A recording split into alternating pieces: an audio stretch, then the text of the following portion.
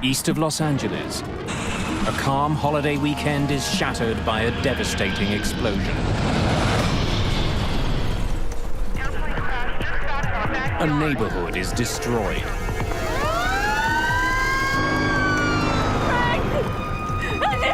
I turned and saw my house totally on fire. All the houses behind me were all on fire. Where are they? Where are they? Fiery wreckage is strewn for blocks.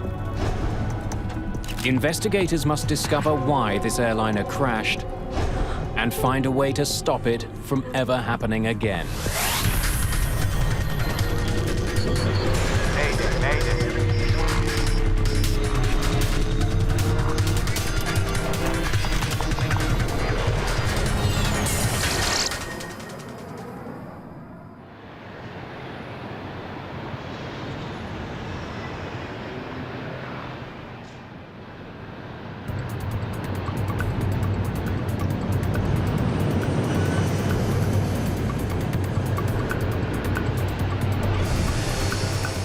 Los Angeles International Airport, LAX, is one of the busiest in the world.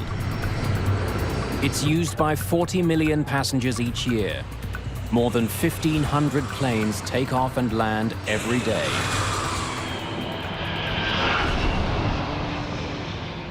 It's August the 31st, 1986, Labor Day weekend.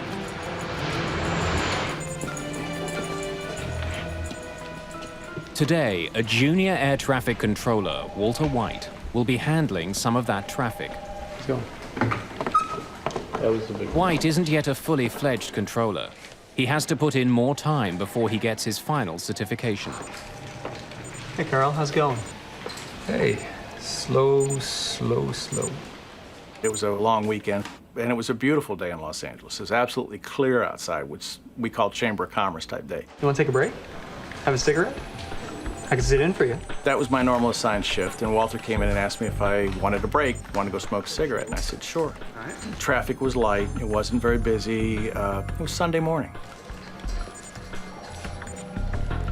Well, certainly, any controller is looking to get seasoning, if you will. 3 months, 4 months, that's a pretty new controller. Los Angeles Approach, good morning. I mean, it wasn't my turn for a break. Walter wanted to work the sector. As I remember correctly, he wanted to work it for some proficiency time. He hadn't worked it in a while. ACL 60, can you see the runway 25 left? Roger, LA approach. Thank you. Reduce speed to 200, then descend and maintain 6,000. 200, descend and maintain 6,000. Thank you. Have a nice day. Several hundred kilometers to the south, passengers are boarding an aeroméxico DC-9.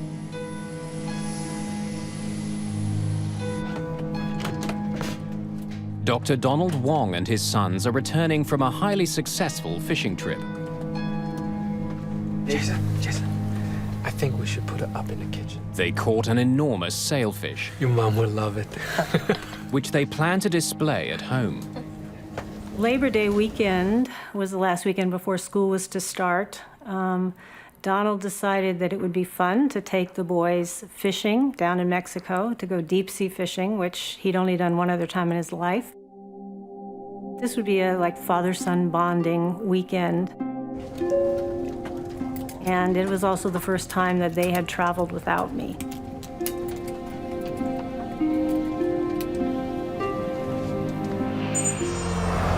Just east of LA, the suburban city of Cerritos wakes up slowly. In the 1970s, this bustling community had been one of the fastest growing in Los Angeles County.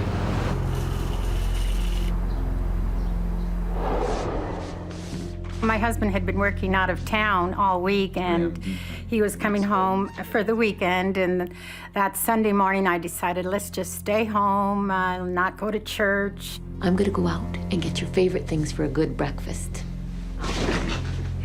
Javier, go and take a shower. And I left to go to the grocery store. In the home was Alex. He was 14. His twin sister, Angelica. She was asleep. He was asleep still. And Javier, that was my 16-year-old, and my husband.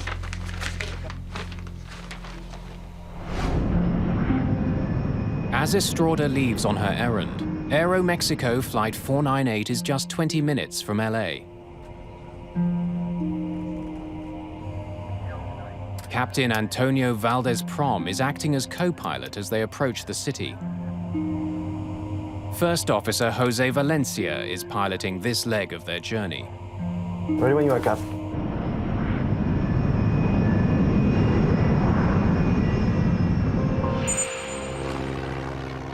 About 22 kilometers south of LAX sits the Torrance Airport.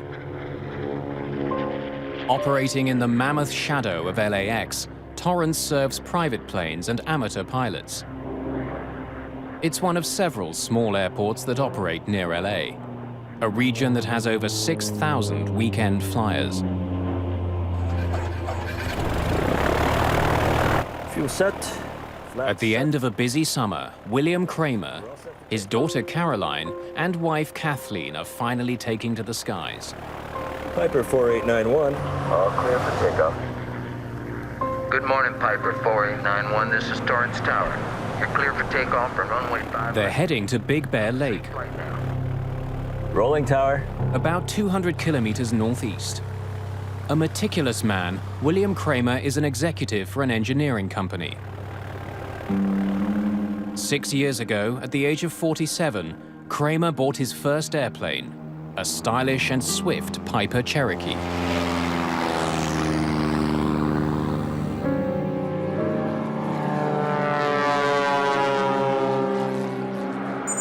Wings West 5225, Los Angeles approach, depart Seal Beach, heading 320.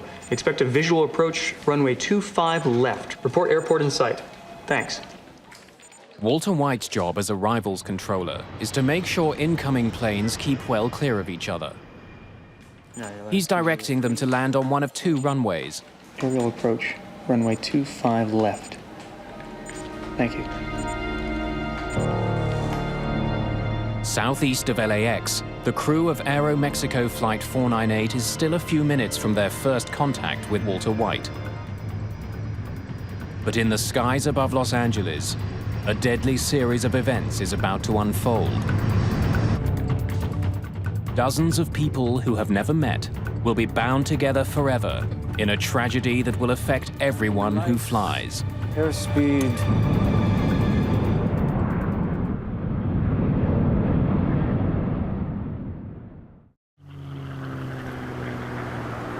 August the 31st, 1986, Labor Day weekend. All clear for takeoff, Torrance. Just south of Los Angeles, William Kramer and his family are finally on their way for a long-awaited holiday. Okay. Just an hour to go, we're in Big Bear Lake.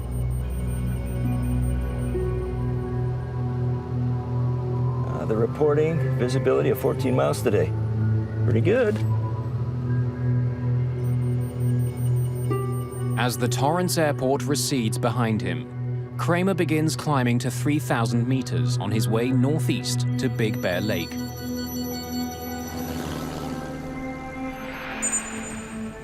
Several kilometers away, a half-full DC-9 from Mexico is approaching Los Angeles International Airport.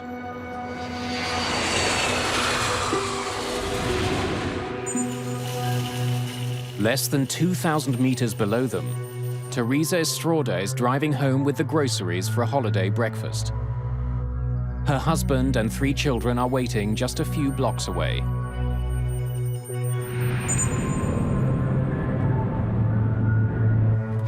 That's it. Holiday's over.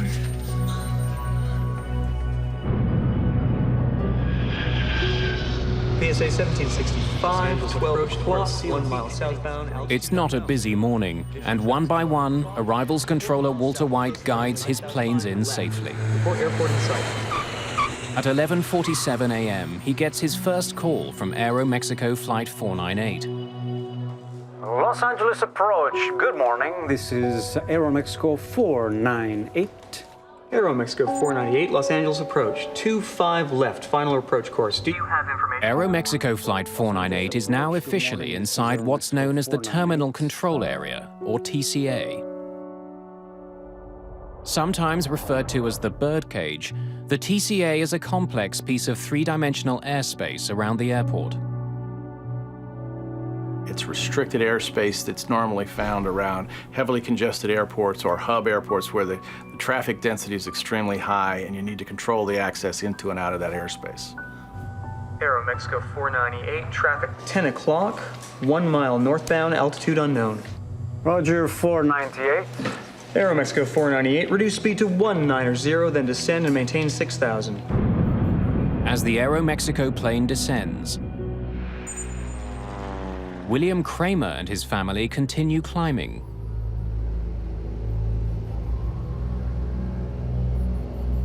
I hope it's like this when we get to Big Bear. We should be able to see the ocean by now. Hon, take a look at the map and look around the 4-5 and see if you can see any kind of landmarks that we can use. Oh, what am I looking for? This is Aeromexico. Walter White is keeping his eye on the Aeromexico jet when his attention is abruptly drawn to another plane that's just appeared on his radar. It's not one he's expecting. One approach, 66 Romeo is on a flight from Fullerton. Cruising altitude is 4,500. We'd like following. The pilot of a small Grumman Tiger asks White to help guide him through the crowded terminal control area. Pilots are supposed to contact LAX approach before they enter the controlled airspace. This pilot could be in the path of incoming traffic.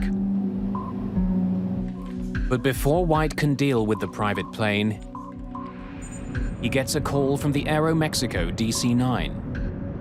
What speed do you want? We're reducing to 290.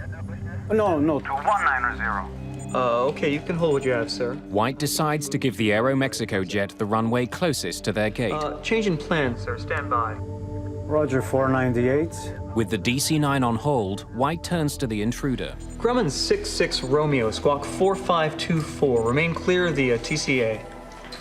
White tells the pilot of the Grumman to use a unique radio channel. But he seems confused.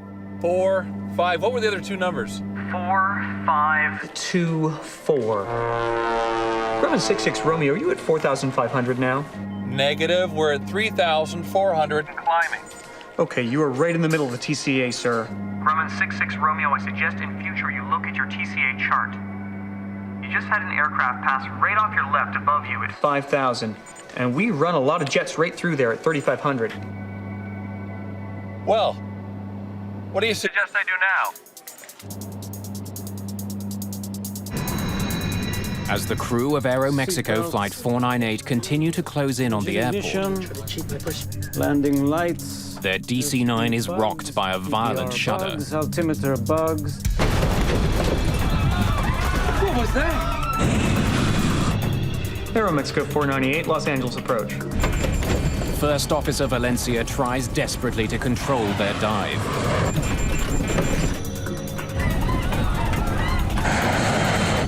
Aeromexico 498. Los Angeles approach. This can't be.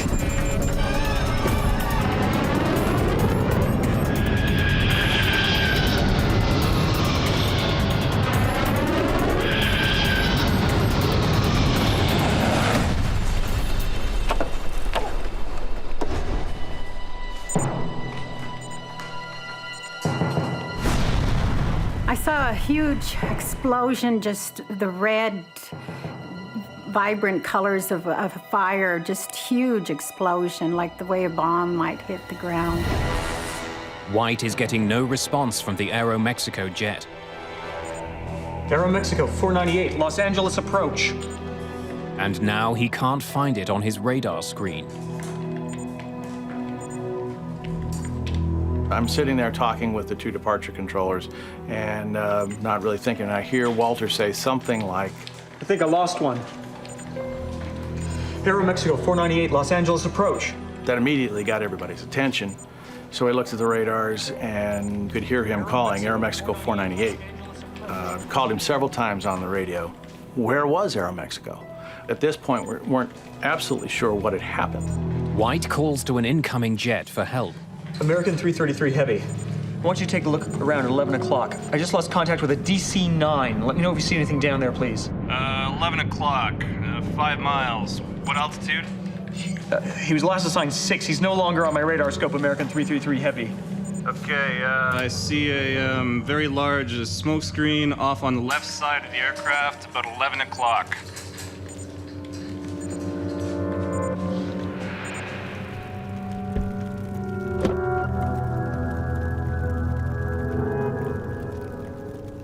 I went down the street to go to my house, and I saw a woman's head, that her body had been cut in a diagonal, and she was just laying there. There was nothing but debris and fires sporadically all over the place, and I could see fire in the whole neighborhood.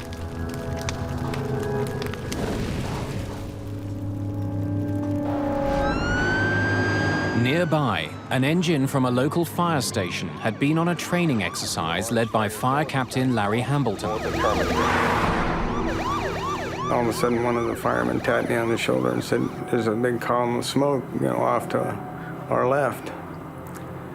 So I picked up the mic and made a guess at the address. Responding to a large fire north of 91, north of Terminator. They came back and said, "Well, we've got a report of an airliner down." So I upgraded the response to basically triple what I initially asked for. I'm calling for a third alarm and 2 air squads east of 183 and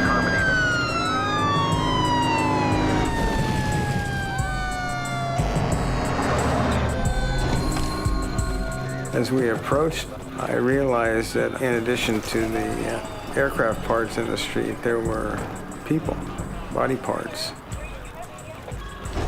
which changed the complexion of the whole thing.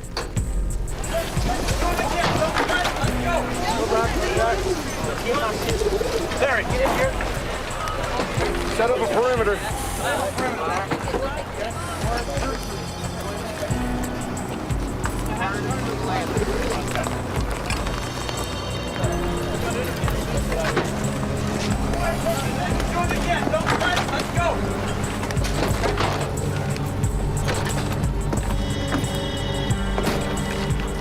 Hello? Hello? Can anybody hear me?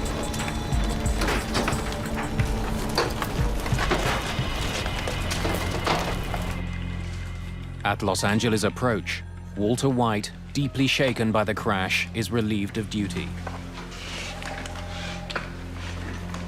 I remember watching Walter get up and walk out of the room by himself.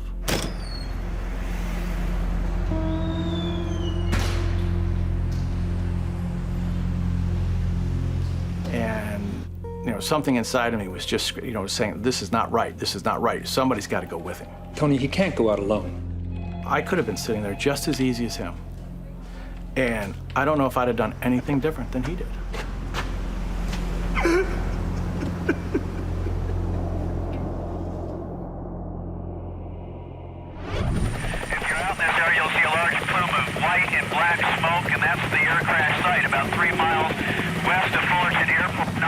Helicopter news crews are quickly on the scene. Using for medevacing.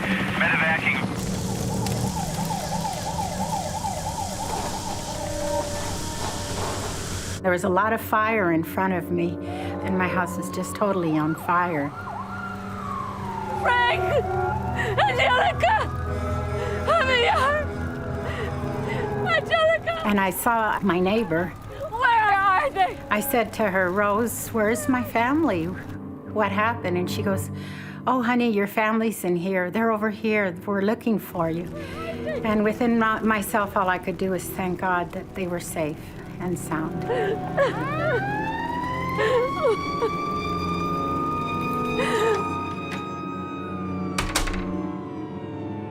She took me into her home, and I saw Alex. Alex! Alex!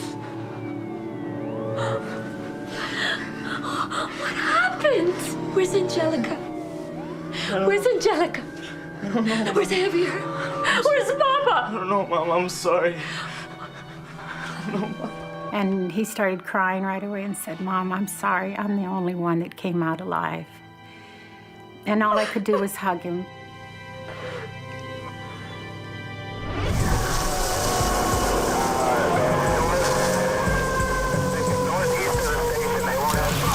Pieces of fuselage have torn through nearby homes, setting them on fire.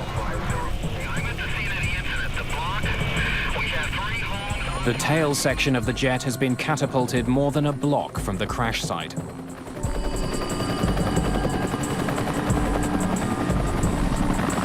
Hello? Is there anybody in here?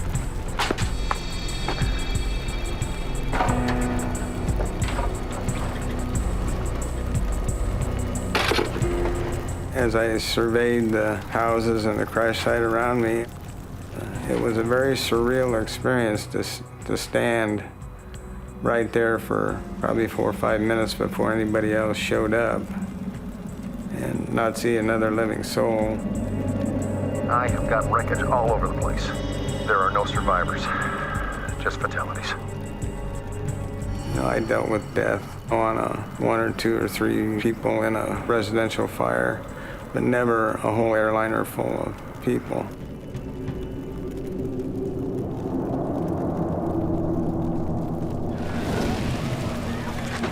Let's go to work, guys.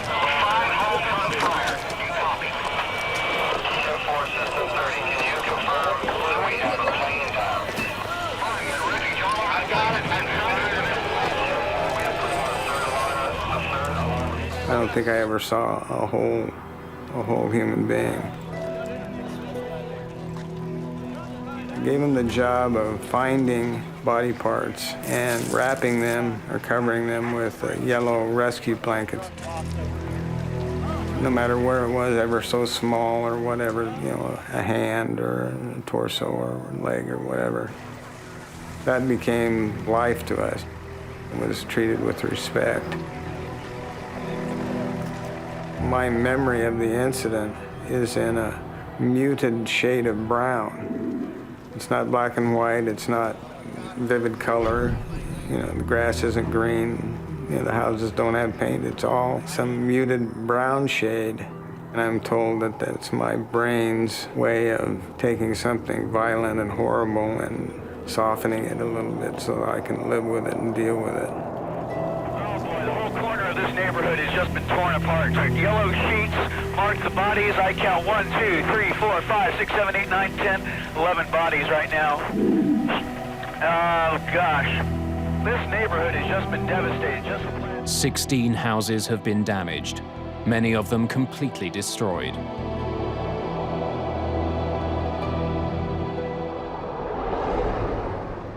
At Los Angeles International Airport, Mary Wong is waiting for her husband and 2 young sons. I went to the airport to pick them up around noon and waited in that area outside of customs and waited and probably, you know, you're thinking, well, customs might take a little while, but about maybe 12:20 or 12:30, I started seeing a man walk around with a pack on his back with a green cross. We were taken up to a lounge upstairs, and on the elevator up, I looked at the man and I said, "They're dead." I said, "I just know they're gone." In Cerritos, emergency workers are shocked by another grisly discovery. In the playground of a local school, they find the wreckage of a Piper Cherokee Archer. Remarkably intact, the plane's canopy is sliced off. Its 3 occupants are found still belted into their seats. William Kramer and his family are dead.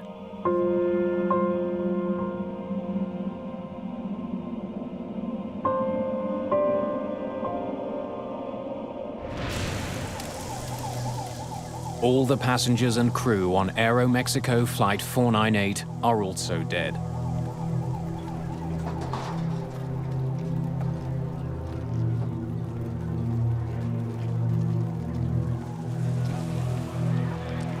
In addition, 15 people on the ground have been killed. It's a horrifying situation. 2 planes have crashed into a California neighborhood. Something's gone terribly wrong in the skies above one of the busiest airports in the world. Now investigators have to find out exactly what happened. On the last day of August in 1986, a lazy Labor Day weekend is shattered by an enormous explosion.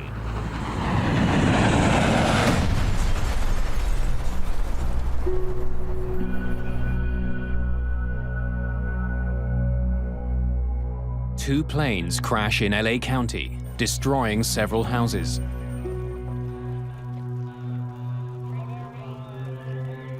It's a grisly scene. Bodies are scattered throughout a devastated neighborhood. 82 people are dead. 15 people on the ground have been killed. Another 67 have died in the tangled wreckage of the 2 planes involved.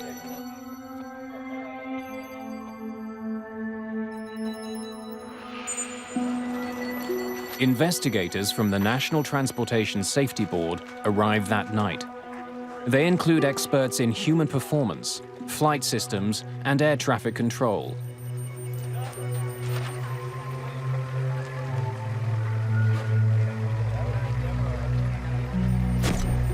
From the beginning, investigators are focused on the fact that there are 2 planes on the ground.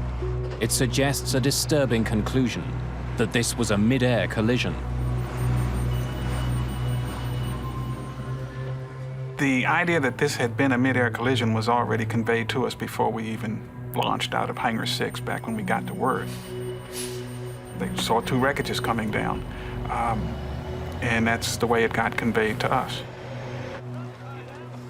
With that idea in mind, John White and his team must painstakingly examine the wreckage. It's more of now documenting where the major pieces were, and then looking at the pieces to see if you can determine how the aircraft, at what angle the aircraft may have come together at. Propeller marks on the tail of the DC-9 and paint from the Piper Cherokee reveal how the planes crashed. It looks like the Piper collided at the tail section of the DC-9, and the horizontal stabilizer came off. And once that happened, you could no longer control the pitch of the DC-9. The descending DC-9 and the climbing Cherokee met at a 90-degree angle. Their combined speed was 450 kilometers an hour. The impact tore off the airliner's tail section. Discovering how the planes collided is the first step. The more important question to be answered is why.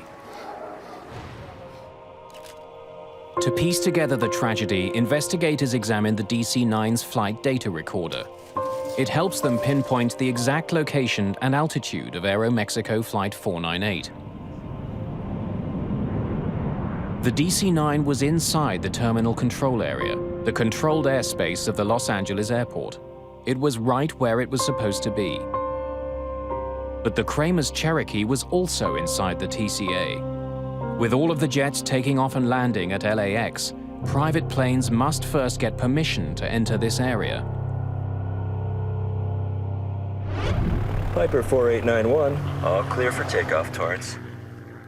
William Kramer was a newcomer to Los Angeles, but investigators learned that he was well aware of the limits imposed by the TCA. He knew that it was restricted airspace. And in the cockpit of Kramer's Cherokee, the confirmation.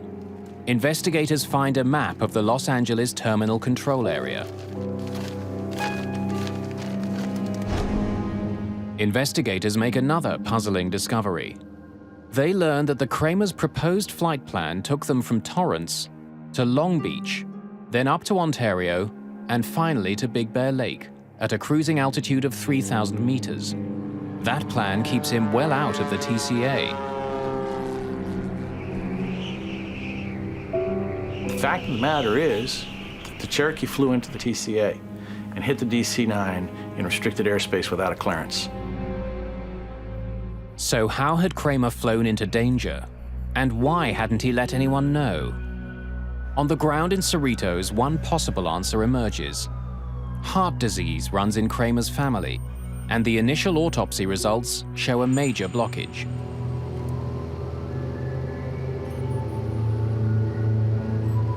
Are you all right, Bill? Yeah, I'm fine. Kramer may have suffered a heart attack on the flight, leaving the plane without a pilot.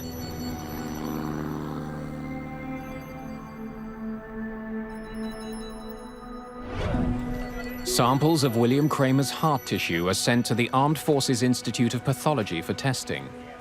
If he suffered a heart attack, it might explain why he didn't call in to LA approach. It's totally possible that he could have had the heart attack, fell back, pulled the airplane up, and that's why he didn't try and avoid the DC-9. But no matter why Kramer was flying in restricted airspace, Air Traffic Controller Walter White should have been able to see him. Kramer's plane should have appeared on White's radar. Before being questioned by investigators, White reviews the radio calls from that morning. He needs to be sure of what he said and what he saw. Richard Wentworth was one of the investigators who talked to White. At any time, did you see the Piper Cherokee on your scope? No. No, sir. The Piper's target was not displayed. It is my belief that it was not on my radar scope. He was positive that the aircraft was not there for him to see. NTSB investigators aren't satisfied with White's memory. While the radar data is being analyzed, news arrives from the Armed Forces Institute of Pathology about William Kramer's heart. Are you all right, Bill? Results from a detailed study of his body show that while he had advanced heart disease, William Kramer was not fighting a heart attack before the collision. Investigators must find another explanation for why the Kramer's flight went into the Los Angeles terminal control area. While he had submitted a flight plan, small planes like Kramer's Cherokee don't have sophisticated instruments. Like most private pilots, Kramer was navigating by landmarks like freeways. That meant keeping an eye both on the landscape below and the airspace around him. That's definitely the 405. Where is it again? Right there. John Andrews is an aviation expert who testified about the circumstances of the Cerritos disaster.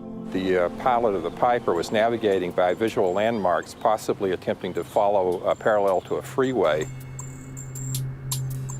and that he had become confused about which freeway he should have been following. New to California, perhaps bewildered by the tangle of freeways below him, Kramer may have flown into the terminal control area without knowing it. There are no lines on the ground that says the TCA starts here and at this altitude. You have to look at a chart, you have to interpret that. Investigators are now confident they can explain why Kramer was inside the controlled airspace of the TCA. But when he finally gets a look at the air traffic control radar record, Richard Wentworth is convinced that Walter White should have been able to see the Piper.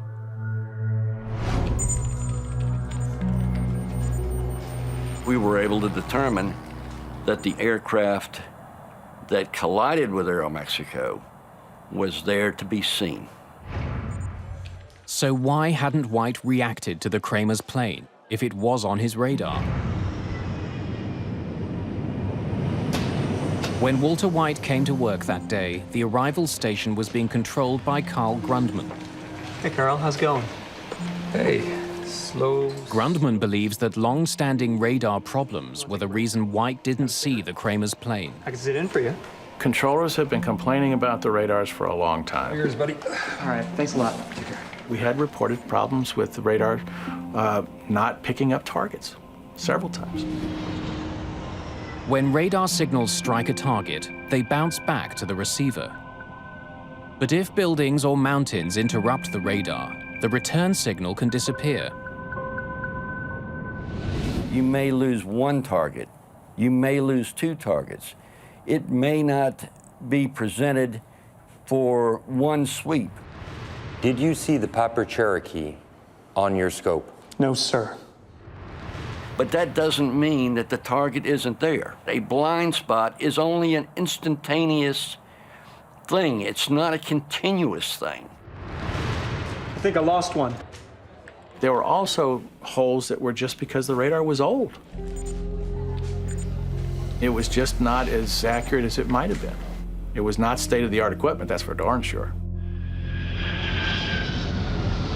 There's an effect called flicker. When a computer becomes overloaded, the scope will flicker. Every now and then, targets will drop out or can drop out.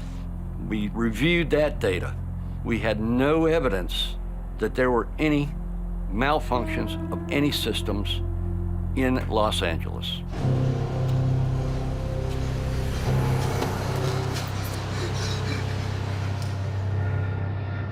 There is another possible explanation. If the Cherokee had appeared on the radar, White still could have missed it. Investigators focus on the other plane in the sky that day, the Grumman Tiger.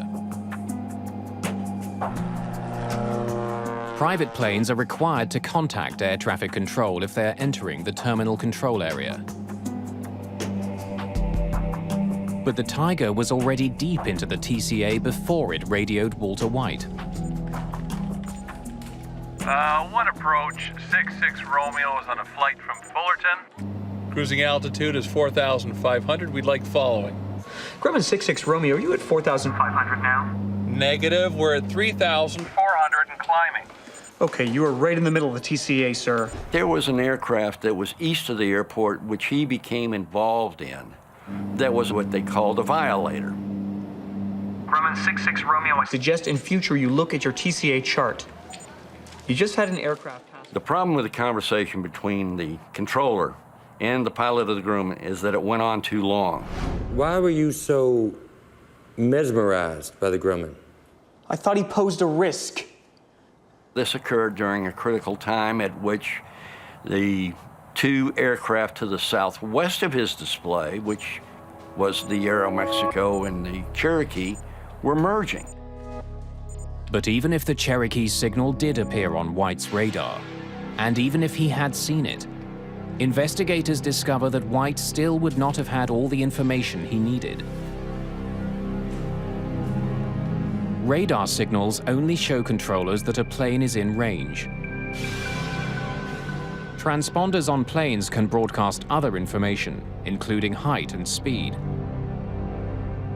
But at the site of the Cherokee wreckage, investigators discover the plane's transponder is a basic model. It only sends out information on the plane's direction. It provides no information about the plane's altitude. So these controllers were pretty much used to seeing a little triangle which represented a VFR aircraft with no altitude readout, traversing all over the place.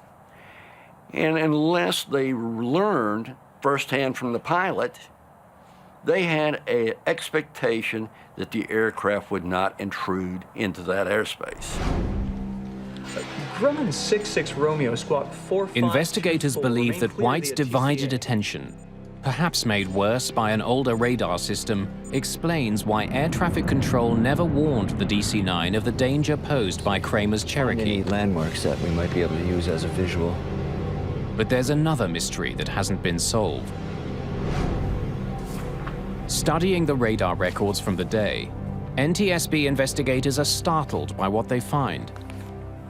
Neither the crew of the DC-9 nor the pilot of the smaller Cherokee took any evasive action before the crash. Both pilots appear completely unaware of each other. Definitely the 405. Why hadn't the pilots of either airplane reacted? Visibility was over 20 kilometers. How could two planes collide in the clear blue sky? Right To try to get a better sense of what was happening inside the aeroméxico cockpit, investigators listened to the airplane's cockpit voice recorder.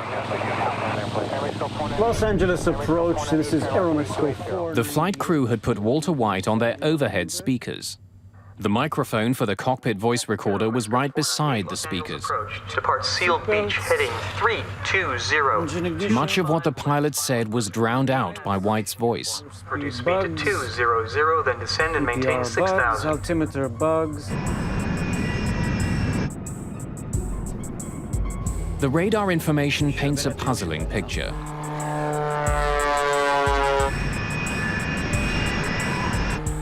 It indicates that for more than a minute, the Kramer's Cherokee was there to be seen by the aeroméxico crew. And if the Kramers had looked out of their right side window, they would also have seen the aeroméxico jet. But neither plane altered its course. Neither plane took any action to avoid the deadly collision.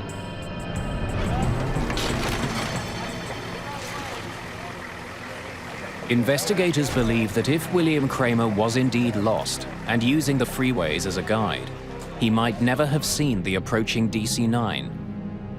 The window he would have been looking out of was the pilot's window, but the DC-9 was coming from the other direction. A visual landmark that I can... This would have been a very unfortunate situation because the DC-9 was approaching from the far right side and in fact could only be seen out the passenger's window, which was on the right side of the aircraft.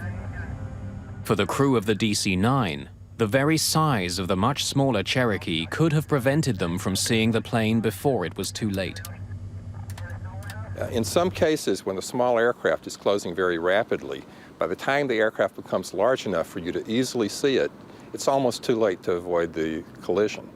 The FAA generally has taken a sort of as a rule of thumb that you need about 12 seconds in order to see an aircraft, decide that it's a threat, and then execute an avoidance maneuver. In the case of the collision at Cerritos, by the time the aircraft became large enough to see, you were down very close to that 12-second limit. In case after case of midair collisions, we find out that the aircraft gave no indication that they saw each other until the time they actually collided. The design of the cockpit windshield may also have contributed to the disaster. Hey, Maria.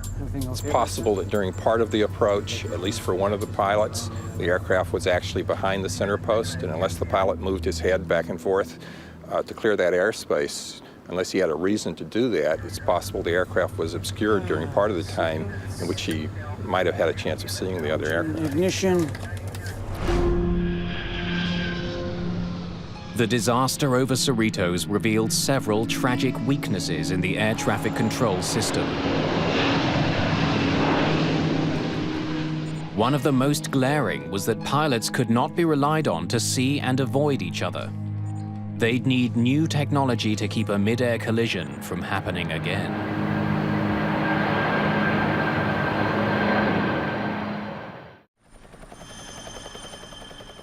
A small California neighborhood is rocked by a terrifying plane crash.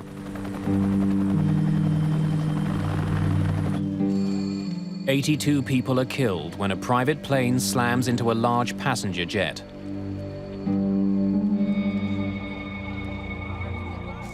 The devastation is enormous. More than a dozen houses are damaged, several leveled completely. The NTSB report makes it clear that there are glaring problems across the air traffic system, and these concerns must be addressed before, inevitably, there is another mid-air disaster. The FAA, which regulates the airline industry in the United States, acted swiftly to improve safety. A new kind of transponder was required for smaller planes, the kind that might have helped air traffic controllers recognize that the private aircraft posed a danger. If you had an aircraft that flew under a controlled airspace, you would have a transponder and you would be required to have altitude encoding or reporting. That way it would be no mistake as to whether you had an intruder or not. A new system called Mode C Intruder was also developed to warn air traffic controllers. Mode C Intruder is an automated program that is now incorporated in all our major radar facilities, that if an aircraft should inadvertently intrude, the controller will now be given a visual and an oral alert, thus giving him time to provide a timely warning to the pilot. In-range check. Seatbelts, engine ignition. Even for the most diligent pilot, the old strategy of see and avoid had serious limitations. Those limitations would be addressed with the most important innovation of all. The major technological innovation that came out of the Cerritos midair was the congressional mandate that all air carrier aircraft operating within the United States would be outfitted with TCAS, Traffic Collision and Avoidance System. John Andrews worked on the team that developed TCAS. The TCAS collision avoidance system, which was under development, quite possibly could have prevented this accident. TCAS gives the pilot a traffic advisory at 45 seconds before the potential collision. Hey, Maria. Everything okay back there? And then at approximately 25 seconds or so before the potential collision, a resolution advisory is given to actually tell the pilots to climb or descend to avoid the altitude of the other aircraft. See.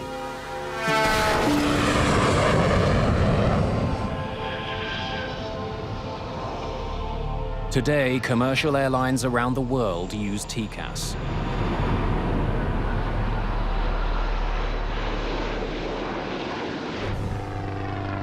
The pilot of the Grumman Tiger, the so-called third pilot whose actions may have played a part in the crash, was eventually charged for flying into controlled airspace in a careless and reckless manner.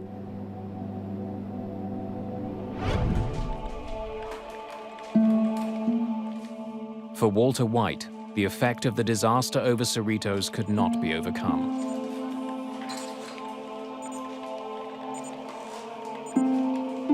Walter came back to the TRACON, and I think it was probably a month or so later. And I can't give you exactly how long he stayed there, but it wasn't very long. And he just got up and said, no, no thank you.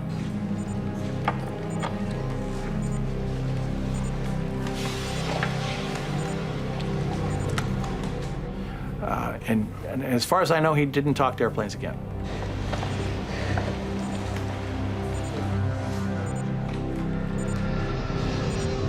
Within a year of the incident, the old radars at LAX were replaced.